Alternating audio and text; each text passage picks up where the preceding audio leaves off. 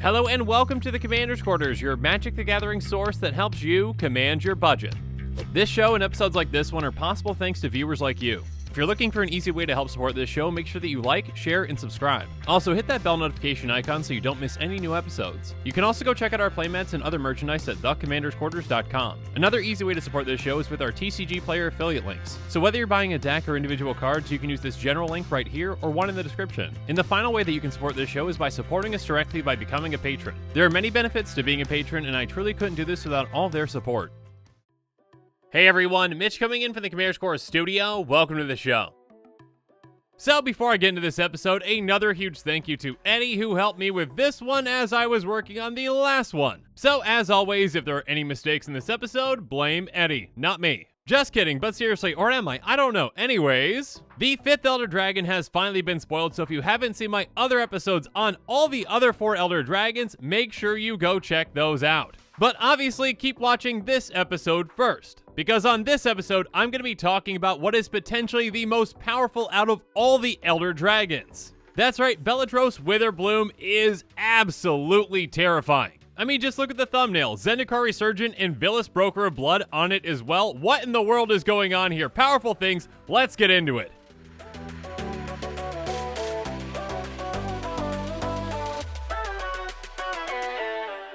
So the final Elder Dragon that has been spoiled is Beledros Witherbloom. It's a 4/4 flying Elder Dragon for 5 black green, so 7 mana in total for a 4/4 flyer. This thing is garbage. Or at least it would be if it didn't have more text on it, which it does. It has at the beginning of each upkeep, create a 1/1 black and green pest creature token with, when this creature dies, you gain 1 life. So first off, this is a mass token producer. Again, keep in mind that it says each upkeep, so every trip around the table, if there are 4 players, you're getting 4 tokens. And again, when these tokens die, you're gaining life. And you're gonna need that life because the next part is a doozy. Pay 10 life. Untap all lands you control. Activate this ability only once each turn. Oh my goodness. Yeah, that's an ability. I mean, 10 life might seem like a lot, but believe me, it's gonna be okay. The effect is well worth it, and in black and green, you've got plenty of ways to gain life. Untapping all of your lands and these colors is an incredibly powerful thing. And you can do this whenever you want. Because, as you might have noticed, it doesn't say activate only as a sorcery, which they apparently had to do with a creature like Willow Dusk, but not here. Yeah, I'm a little bitter about that. Willow Dusk could have been a lot more interesting if you could activate instant speed, but this is not an episode about Willow Dusk, it's about Witherbloom. So again, because this is not restricted to sorcery speed, you can activate this whenever you want, including on an opponent's turn. Now, it does say activate only once each turn, but there are ways around this. For example, if you've got a way for it to leave the battlefield and come back, then you can do it again. And yes, paying 20 life in a single turn can be a lot, but there are actually plenty of ways to use life lost to your advantage. So let's talk about all of that and more in the cards that you probably should be considering when building around this commander.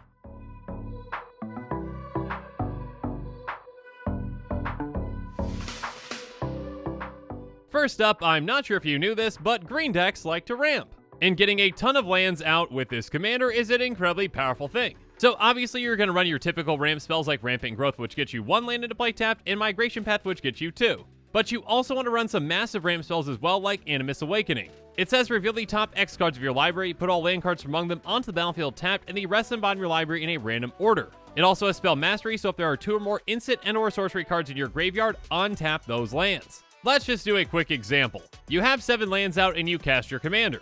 You wait till your next turn, now you put another land down, and you've got 8. You tap all those lands for mana, you pay your 10 life with your commander, you untap those lands, and you tap them again. That's 16 mana in total, so that's going to be 15 for the X. You can get a ton of lands off the top of your library, and then you get even more mana back if you've got Spell Mastery. And then if you've got a way for your commander to leave and come back, you can pay another 10 life and untap all those lands, and then tap them again, and you've got an absurd amount of mana. Yeah, there's some crazy things that you can do with this commander, and it's really not that hard to set up, especially when you use a mana doubler like something like Zendikar Resurgent. It says whenever you tap a land for mana, add 1 mana to your mana pool of any type that land produced, and whenever you cast a creature spell, draw a card. So this gives you an extra mana from each of your lands, which again is doubly as efficient when you can untap them with your commander. And of course, on top of that, whenever you cast creature spells, you're drawing cards. And you're also going to want to consider mana doublers that help out everyone, like Heartbeat of Spring. It says whenever a player taps a land for mana, that player adds 1 mana of any type that land produced. So yes, this will help your opponents, but because of your commander, this is going to help you out a lot more. And a card like Horizon Stone can be especially effective in this deck as well. It says if you would lose unspent mana, that mana becomes colorless instead. So essentially this allows you to bank your mana for future turns. So you can save up a ton of mana for an X spell like Animus Awakening or something much deadlier. Again, because you can activate your commander on your opponent's turns, this can be even more impactful.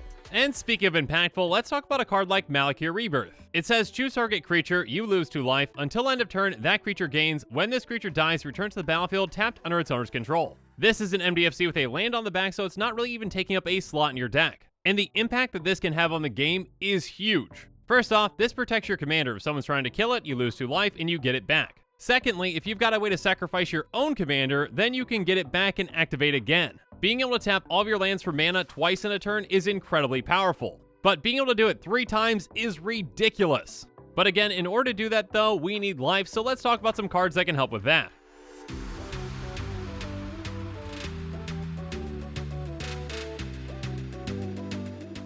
First up, let's talk about Vampiric Rites, which can help us out in multiple ways. It has pay 1 into black, sacrifice a creature, you gain 1 life and draw a card. So remember, on top of our commander's absurdly powerful ability to untap our lands, it also makes a pest on every single upkeep. So we pay our 2 mana, we sacrifice a pest, we gain 2 life, and we draw a card. So for making 4 pests on each trip around the table, we're going to be gaining 8 life in total and drawing 4 cards. And again, on top of that, like I mentioned before, you can utilize a sacrifice outlet like this one to get our commander to leave and come back because of other cards. And then Ayara can also be incredibly impactful in this deck as well. She has whenever she or another black creature enters the battlefield under your control, each opponent loses 1 life and you gain 1 life. Luckily for us, our pests are black and green. So now we're automatically gaining life even without our pests dying. And if we happen to want one of them to die, we can tap and sacrifice another black creature to draw a card. So this is yet another fantastic way to gain life and sacrifice creatures. And even a card like Leyline of Vitality can help out a ton as well. It's a Leyline, so if it's in our opening hand, we can begin the game with it on the battlefield. It says creatures you control get +0/+1, and whenever a creature enters the battlefield under your control, you may gain 1 life. So this can give our creatures a little more toughness and can gain us a ton of life throughout the game. But of course, there are some ways to gain a ton of life all at once, and the first one I want to bring up is everyone's favorite, Gary. Gary has, when it enters the battlefield, each opponent loses X life, where X is your devotion to black. You gain life equal to life lost this way. With just a few other black permanents on the battlefield, this can gain us an absurd amount of life and drain our opponents for a ton. And of course, we've got to talk about Exsanguinate, which says each opponent loses X life, you gain life equal to life lost this way. So yeah, this card can help us sustain when we need to, but it's also an incredible finisher. Paying that 10 life to untap our lands is going to be well worth it because we're going to get even more life back. But we're not quite done with talking about life just yet.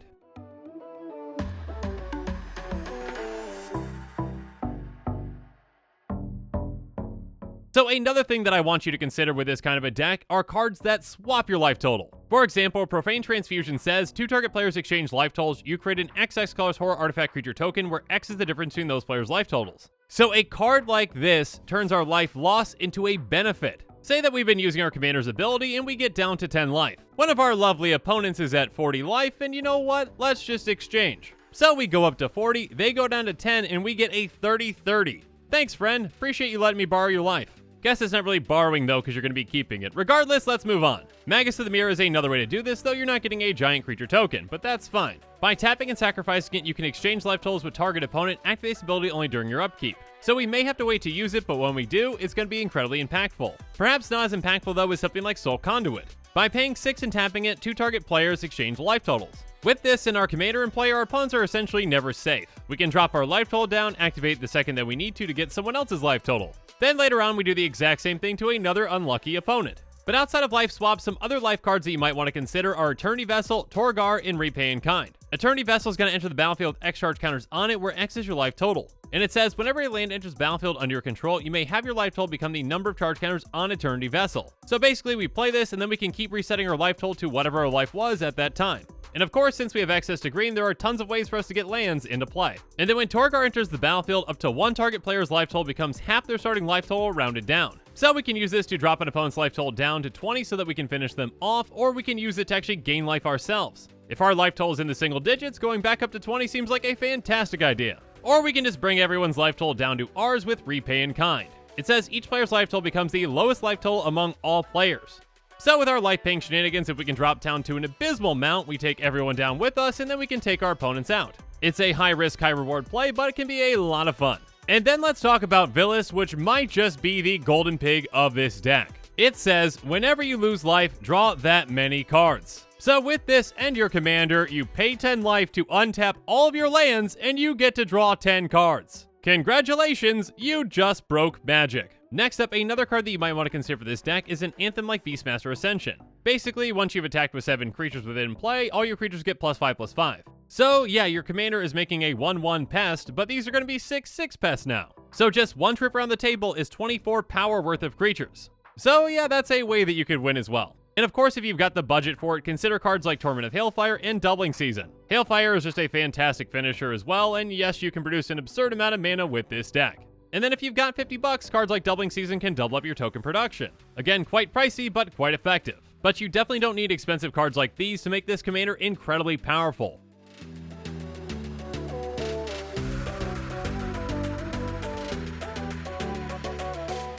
But now it's time for me to wrap things up and give you my final thoughts on this Elder Dragon. Beledros Witherbloom is incredibly powerful. First off, it can make you an incredible amount of tokens. Those tokens, when they die, can give you an incredible amount of life. And then you can utilize that life to get an incredible amount of mana. Again, with this commander with the right setup, you're going to have some incredibly explosive turns and explosive plays. If I had to guess, I'm going to guess that this commander is going to be the most popular out of all 5 Elder Dragons. But I believe that it will be close between this one and Prismari. Go figure, the 2 commanders that can produce the most mana might be the most popular. But again, this is just my opinion and I could be very wrong on all of this. And with that, the show has come to a close, so it's my turn to hear from you. So the comments below, let me know your thoughts on this episode are, and as always, thanks again and have a good one.